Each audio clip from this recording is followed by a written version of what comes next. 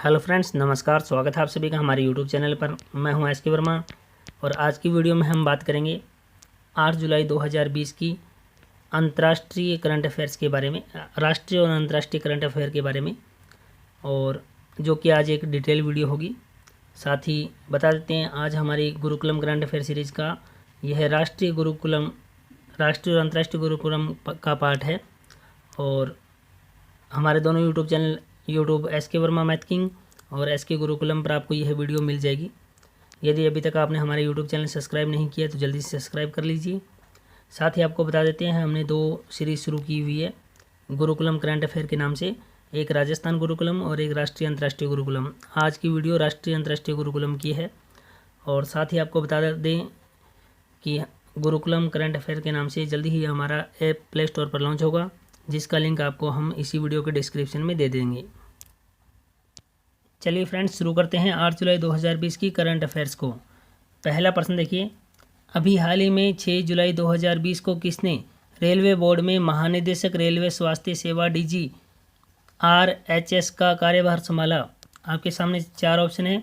First option Shri प्रसादी Lal Meena, second doctor Vishnu प्रसाद Nanda, third Shri Dayaram Parmar और fourth Shri Hemaram Chaudhary. तो आपको इन चारों में से उत्तर बताना है। यदि आपको प्रश्न का आंसर मालूम है तो आप वीडियो पॉज करके कमेंट कर सकते हैं, और यदि नहीं मालूम तो हमारी एक छोटी सी रिपोर्ट देखिए। इस रिपोर्ट में हमने इसी प्रश्न के बारे में डिटेल से बताया है।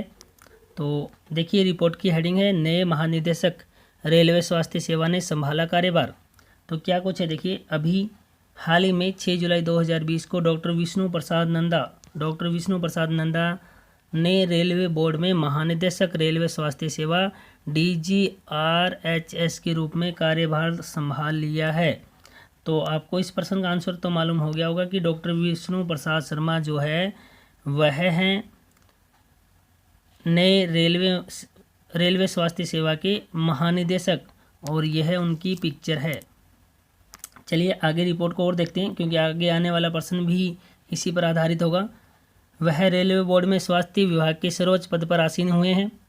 संक्षिप्त टिप्पणी देखिए डॉक्टर BP नंदा के बारे में। BP नंदा मतलब विष्णु प्रसाद नंदा के बारे में क्या कुछ है।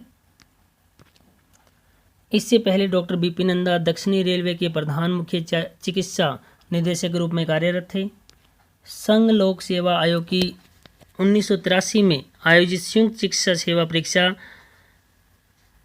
में डॉक्टर BP नंदा ने अखिल भारतीय स्तर पर प्रथम स्थान प्राप्त किया और उन्हें भारतीय रेलवे चिकित्सा सेवाओं के लिए चुना गया।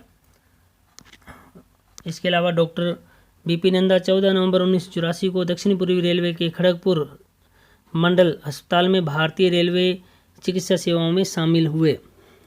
तो हमारे पहले प्रश्न पर हम वापस विचार करते हैं। हमारी रिपोर्ट कंप्लीट हो चुकी है।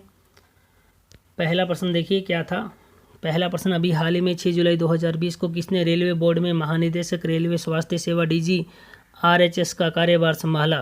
तो आपको आंसर मालूम चल गया होगा। ऑप्शन नंबर बी बिल्कुल सही है। डॉक्टर विष्णु प्रसाद नंदा बने हैं महानिदेशक रेलवे स्वास्थ्य सेवा के।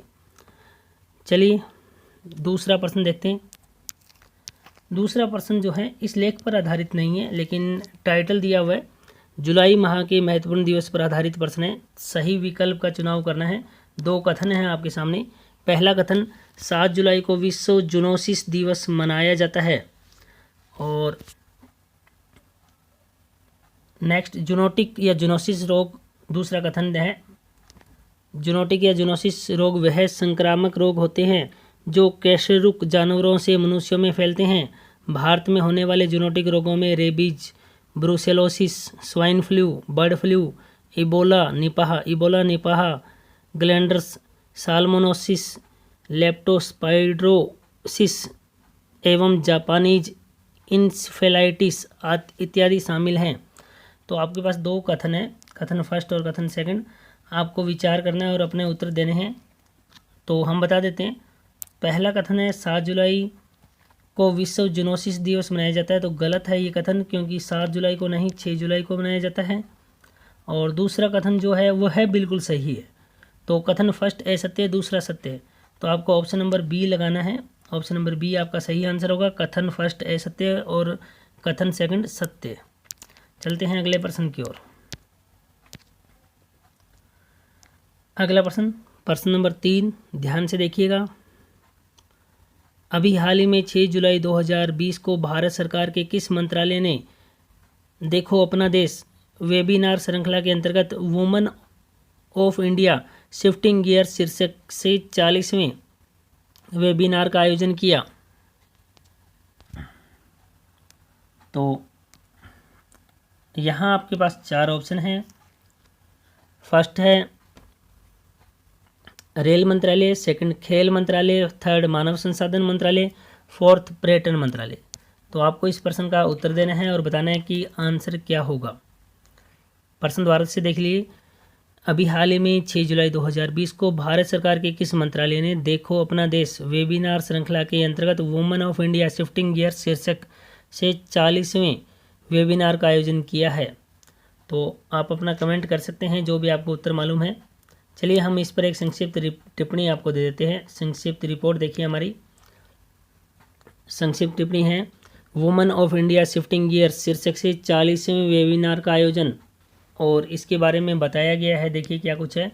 भारत सरकार के पर्यटन मंत्रालय ने देखो अपना देश वेबिनार श्रृंखला के अंतर्गत women of India shifting gear शीर्षक से 40वें वेबिनार का आयोजन किया, जो पर्यटन से जुड़ी महिलाओं की बाइकिंग की रोमांच को रेखांकित करता है। तो यह पोस्टर आप देख पा रहे हो, और पर्यटन मंत्रालय द्वारा यह किया जा रहा है, यह भी आपको मालूम हो गया। आपको रिपोर्ट आगे पूरी देखनी चाहिए, क्योंकि आपको रिपोर्ट के बारे में आगे भी प्रश्न पूछे जाएंगे और एग्जाम में भी पूछे जाएंगे।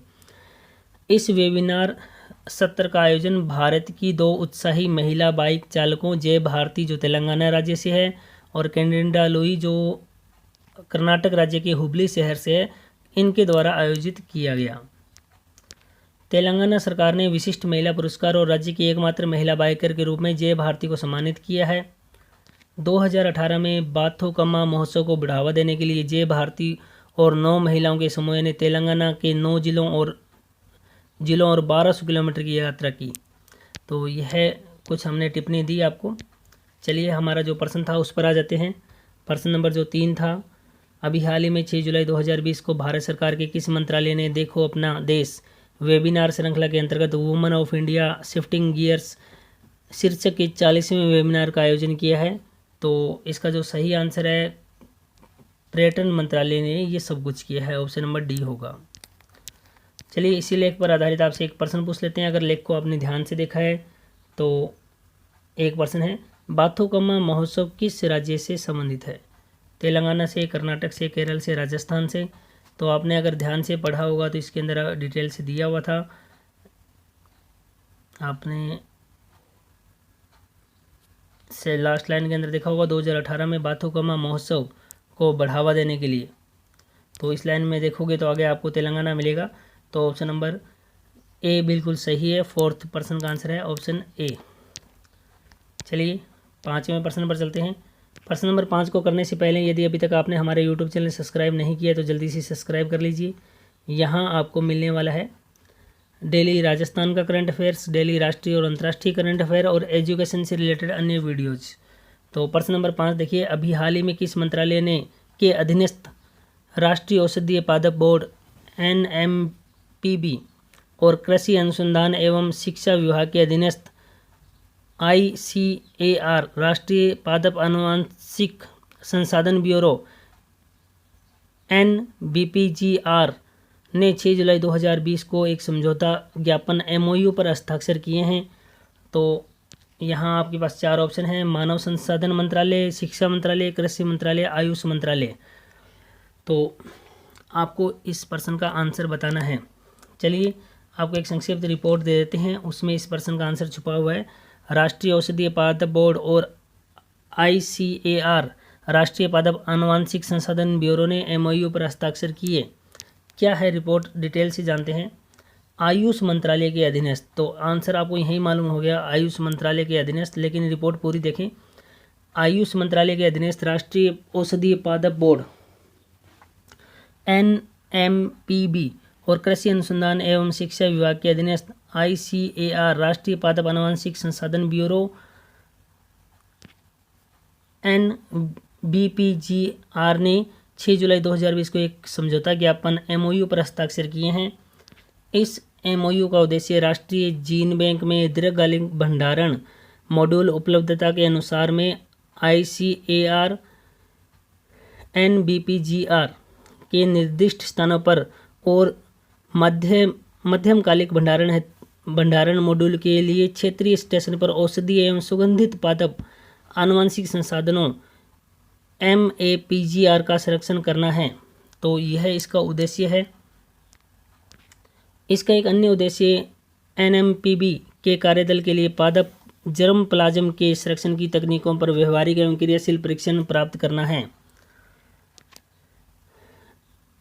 NMPB और ICAR NBPGR दोनों ही सामाजिक आर्थिक सुरक्षा सुनिश्चित करने हेतु वर्तमान व भावी पीढ़ियों के लिए लंबे समय तक सुरक्षा और किफ़ायती ढंग से जर्म प्लाज्म के संरक्षण के लिए जरिए राष्ट्रीय हितों की पूर्ति के लिए प्रतिबद्ध हैं।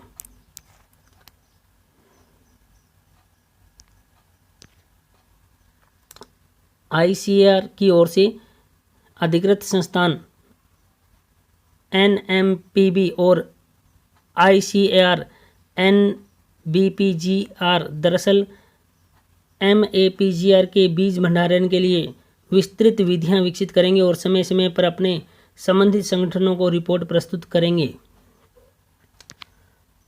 औषधीय पौधों को दरअसल पारंपरिक दवाओं के समृद्ध संसाधनों के रूप में जाना जाता है और इनका उपयोग हजारों वर्षों से स्वास्थ्य सेवा प्रणाली में किया जा रहा है। भारत में औषधीय पादप MP संसाधनों की विविधता प्रचुर मात्रा में है। प्राकृतिक संसाधनों का धीरे धीरे क्षरण होता जा रहा है। इनके आसपास के स्थानों पर विभिन्न विकासात्मक गतिविधियों के कारण ही ऐसी स्थिति देखने को मिल रही है। इन प्राकृतिक संसाधनों का संरक्षण करने के साथ साथ इनका टिकाऊ उपयोग करने की भी आवश्यकता है। और इस रिपोर्ट का फाइनल पार्ट और देख लेते हैं। पादप आनुवंशिक संसाधनों का संरक्षण असल में जैव विविधता संरक्षण का ही एक अभिन्न अंग है। संरक्षण का उद्देश्य कुछ ऐसे विशिष्ट तरीकों से प्राकृतिक संसाधनों की रक्षा और उपयोग करते हुए सतत विकास करना है जिससे जीन और प्रजातियों की विविधता में कोई भी कमी नहीं आए अथवा महत्वपूर्ण एवं अपरिहार्य प्राकृतिक उत्पत्ति स्थान एवं परिवर्ष कतई नष्ट नहीं हो। तो यह एक रिपोर्ट थी, थोड़ी सी बड़ी और थोड़ी हार्ड रिपोर्ट है। इसके बारे में भी हम चर्चा करेंगे। फिलहाल हमारा प्रश्न जो था 5वां, उस पर विचार कीजिए और उसका उत्तर क्या आपको मिला देखते हैं। प्रश्न नंबर 5वां, अभी हाल ही में किस मंत्रालय के अधीनस्थ राष्ट्रीय औषधीय पादप बोर्ड NMPB और कृषि अनुसंधान एवं शिक्षा विभाग के अधीनस्थ ICAR राष्ट्रीय पादप आनुवंशिक संसाधन ब्यूरो NBPGR ने 6 जुलाई 2020 को एक समझौता ज्ञापन MOU पर हस्ताक्षर किए हैं। तो किस मंत्रालय के अधीनस्थ ये सारा कुछ किया है? तो ऑप्शन नंबर डी है, आयुष मंत्रालय के अधीनस्थ यह सारा कुछ किया है। और इस पूरे लेख पर आधारित एक मोस्ट इम्पोर्टेंट प्रश्न भी आपसे पूछेंगे जो कि प्रश्न नंबर 6 है। प्रश्न नंबर 6 कथन फर्स्ट, क्योंकि इम्पोर्टेंट है, कथन के प्रश्न हैं। कथन फर्स्ट, आयुष मंत्रालय के अधीनस्थ राष्ट्रीय औषधीय पादप बोर्ड NMPB और कृषि अनुसंधान एवं शिक्षा विभाग के अधीनस्थ ICAR राष्ट्रीय पादप आनुवंशिक संसाधन ब्यूरो NBPGR ने 6 जुलाई 2020 को एक समझौता ज्ञापन MOU पर हस्ताक्षर किए हैं। पहला कथन बिल्कुल सही है। दूसरा कथन, इस MOU का उद्देश्य राष्ट्रीय जीन में दीर्घकालिक भंडारण मॉड्यूल उपलब्धता के अनुसार में ICAR NBPGR के निर्दिष्ट स्थान और मध्यमकालीन भंडारण मॉड्यूल के लिए क्षेत्रीय स्टेशन पर औषधीय एवं सुगंधित पादप आनुवंशिक संसाधनों MAPGR का संरक्षण करना है। और इसका एक अन्य उद्देश्य जो है NMPB के कार्यदल के लिए पादप जर्म प्लाज्म के संरक्षण की तकनीकों का व्यवहारिक एवं क्रियाशील परीक्षण प्राप्त करना है। तो यहाँ दोनों ही कथन आपके सत्य हैं। ऑप्शन नंबर सी आपका आंसर होगा, दोनों कथन सत्य है। डियर फ्रेंड्स, इस वीडियो में हम कर रहे हैं 8 जुलाई 2020 के करंट अफेयर्स को। यदि अभी तक आपने हमारे यूट्यूब चैनल SK गुरुकुलम और SK वर्मा मैथ किंग को सब्सक्राइब नहीं किया तो जल्दी से सब्सक्राइब कर लीजिए। यहाँ आपको मिलेगा डेली राजस्थान का करंट अफेयर, डेली राजस्थान के अलावा राष्ट्रीय और अंतर्राष्ट्रीय करंट अफेयर और अन्य एजुकेशन से रिलेटेड वीडियोज़। तो चलिए स्टार्ट करते हैं। अगला प्रश्न, प्रश्न नंबर 7। प्रधानमंत्री नरेंद्र मोदी 10 जुलाई 2020 को वीडियो कॉन्फ्रेंसिंग के माध्यम से एशिया के सबसे बड़े सौर ऊर्जा संयंत्र का उद्घाटन किस राज्य में करेंगे? तो 4 ऑप्शन हैं, राजस्थान, महाराष्ट्र, मध्य प्रदेश, केरल। तो आप को सही आंसर जानने के लिए यह रिपोर्ट देखनी चाहिए। संक्षिप्त टिप्पणी, प्रधानमंत्री मोदी 10 जुलाई को राष्ट्र को समर्पित करेंगे एशिया की सबसे बड़ी सौर परियोजना। तो यह सौर परियोजना क्या है, डिटेल से जानते हैं। प्रधानमंत्री नरेंद्र मोदी वीडियो कॉन्फ्रेंसिंग के माध्यम से 750 मेगावाट के अल्ट्रा मेगा सौर ऊर्जा संयंत्र को राष्ट्र को समर्पित करने वाले हैं। और केंद्रीय ऊर्जा मंत्री R.K. सिंह को, ध्यान रखिएगा, केंद्रीय ऊर्जा मंत्री कौन है, R.K. सिंह को रीवा बता देता हूँ, मध्य प्रदेश में पड़ता है। रीवा जो है मध्य प्रदेश में पड़ता है। रीवा में एशिया के सबसे बड़े सौर ऊर्जा पावर प्लांट के लोकार्पण कार्यक्रम में शामिल होने का आग्रह किया गया है। प्रधानमंत्री नरेंद्र मोदी 10 जुलाई 2020 को मध्य प्रदेश के रीवा जिले में एशिया के सबसे बड़े सौर ऊर्जा संयंत्र का उद्घाटन करेंगे। तो आपको यहाँ पर ये मालूम हो गया होगा कि प्रधानमंत्री कहाँ ये उद्घाटन करने वाले हैं, मध्य प्रदेश के रीवा जिले में। मध्य प्रदेश के रीवा जिले में एशिया का सबसे बड़ा और सौर ऊर्जा संयंत्र स्थापित किया गया है। मध्य प्रदेश के रीवा जिला मुख्यालय से 25 किलोमीटर दूर गुड, ये कोई गांव है, में 1590 एकड़ में यह सौर प्लांट है।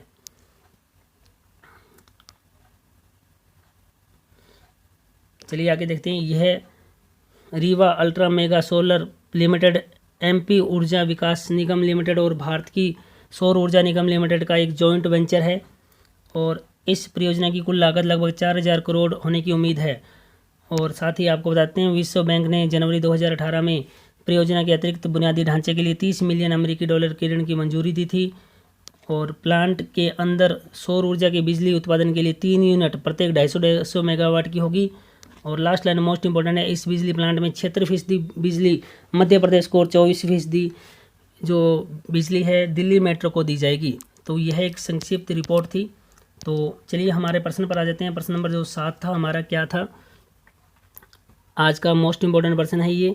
प्रधानमंत्री नरेंद्र मोदी 10 जुलाई 2020 को वीडियो कॉन्फ्रेंसिंग के माध्यम से एशिया के सबसे बड़े सौर ऊर्जा संयंत्र का उद्घाटन किस राज्य में करेंगे। तो ऑप्शन नंबर सी सही है, मध्य प्रदेश। और मध्य प्रदेश में कहाँ, रीवा जिले में। चलिए उपरोक्त लेख पर आधारित आपसे एक प्रश्न पूछ लेते हैं। यदि लेख पर आपने गौर फरमाया है तो आप आंसर दे पाएंगे। सही विकल्प का चुनाव करना है। फर्स्ट कथन, प्रधानमंत्री नरेंद्र मोदी 10 जुलाई 2020 को मध्य प्रदेश के रीवा जिले में एशिया के सबसे बड़े सौर ऊर्जा संयंत्र का उद्घाटन करेंगे। तो बिल्कुल सही कथन है। दूसरा कथन, यह घोषणा मध्य प्रदेश के वर्तमान मुख्यमंत्री शिवराज सिंह चौहान ने की। यहाँ भी सही है, दोनों ही कथन सही है। तो ऑप्शन नंबर सी होगा भी, ऑप्शन नंबर सी, दोनों कथन सत्य हैं। चलिए अगले प्रश्न पर चलते हैं। यह हमारा 8वां प्रश्न हो गया। 9वें प्रश्न पर चलते हैं। 9वां प्रश्न देखिए, प्रश्न नंबर 9, हाल ही में किस संस्था ने गंगा के कायाकल्प में सहयोग बढ़ाने के लिए 400 मिलियन डॉलर प्रदान किए हैं। 4 ऑप्शन हैं। महासभा ने प्रदान किए हैं, न्यास परिषद ने, आर्थिक परिषद ने, विश्व बैंक ने। तो इस प्रश्न का आंसर मालूम करने के लिए आपको यह हमारी रिपोर्ट देखनी चाहिए। विश्व बैंक ने गंगा के कायाकल्प में सहयोग बढ़ाने के लिए 400 मिलियन डॉलर प्रदान किए। तो यहाँ आंसर मिल गया आपको, विश्व बैंक ने। फिर भी आपको ये रिपोर्ट पूरी देखनी चाहिए। विश्व बैंक और भारत सरकार ने आज नमामि गंगे कार्यक्रम के आवश्यक सहयोग बढ़ाने के लिए एक ऋण समझौते पर हस्ताक्षर किया, जिसके तहत गंगा नदी का कायाकल्प किया जाएगा। द्वितीय राष्ट्रीय गंगा नदी बेसिन परियोजना के पावन गंगा में प्रदूषण को कम करने में मदद मिलेगी। इसके साथ ही नदी बेसिन का प्रबंध सुदृढ़ होगा, जहां 500 मिलियन से भी अधिक लोग निवास करते हैं। इसके अलावा 400 मिलियन डॉलर की प्रतिबद्धता में 381 मिलियन डॉलर ऋण का है और 19 मिलियन डॉलर प्रस्तावित गारंटी शामिल है। तो मतलब ये लाइन मोस्ट इंपॉर्टेंट है, यहाँ आपको ध्यान रखना है भी 400 मिलियन डॉलर का ये टोटल ऋण है, उसमें 351 मिलियन डॉलर तो ऋण है और 19 मिलियन डॉलर तक की प्रस्तावित गारंटी है। नेक्स्ट, 381 मिलियन डॉलर के ऋण में से जुड़े समझौते पर आज भारत सरकार की ओर से वित्त मंत्रालय के आर्थिक कार्य विभाग में अपर सचिव श्री समीर कुमार खर्रे और विश्व बैंक की ओर से कार्यवाहक कंट्री कार्य डायरेक्टर भारत श्री केसर खान ने हस्ताक्षर किए। इसके अलावा राष्ट्रीय स्वच्छ गंगा मिशन के महानिदेशक, यहाँ ये लाइन मोस्ट इंपॉर्टेंट है, ध्यान से देखिएगा, काफ़ी इंपॉर्टेंट लाइन है ये। लाइन क्या है देखिए, दोबारा बता देता हूँ। राष्ट्रीय स्वच्छ गंगा मिशन के महानिदेशक श्री राजीव रंजन मिश्रा ने कहा कि द्वितीय राष्ट्रीय गंगा नदी बेसिन परियोजना द्वारा प्रदान की गई निरंतरता दरअसल विश्व बैंक की पहली परियोजना के तहत हासिल की गई गति को और अधिक तेज करेगी। तो यहाँ आपको ये जो पहली लाइन थी ये मोस्ट इंपॉर्टेंट है। लाइन है राष्ट्रीय स्वच्छ गंगा मिशन के महानिदेशक कौन है? श्री राजीव रंजन मिश्रा। चलिए आगे कुछ मोस्ट इम्पोर्टेंट बातें और बताई गई है। भारत में विश्व बैंक के कंट्री डायरेक्टर श्री जुनैद अहमद ने कहा कि सरकार के नमामि गंगे कार्यक्रम के गंगा के कार्यकलाप के लिए भारत द्वारा किए जा रहे प्रयासों में नई जान फूंक दी है और $381 मिलियन के परिवर्तनशील फैलाव वेरिएबल स्प्रेड वाले ऋण की परिपक्वता अवधि 18.5 वर्ष है, जिसमें 5 वर्ष की मोहलत अवधि भी शामिल है। $19 मिलियन की गारंटी की समाप्ति तिथि गारंटी के प्रभावी होने की तारीख से 18 वर्ष होगी। तो यह एक रिपोर्ट थी, बड़ी रिपोर्ट है और अच्छी रिपोर्ट थी। चलिए हमारा जो प्रश्न था हम उस पर आते हैं। प्रश्न नंबर जो 9वां था, हाल ही में किस संस्था ने गंगा के कायाकल्प में सहयोग बढ़ाने के लिए $400 मिलियन प्रदान किए हैं? तो बिल्कुल सही आंसर है ऑप्शन नंबर डी, विश्व बैंक ने। चलिए फ्रेंड्स, इसी पर आधारित हम आपसे एक प्रश्न, लास्ट प्रश्न आज की वीडियो का पूछ लेते हैं। कथन वाला प्रश्न है। पहला कथन, राष्ट्रीय स्वच्छ गंगा मिशन के महानिदेशक श्री राजीव रंजन मिश्रा है, तो बिल्कुल सही है।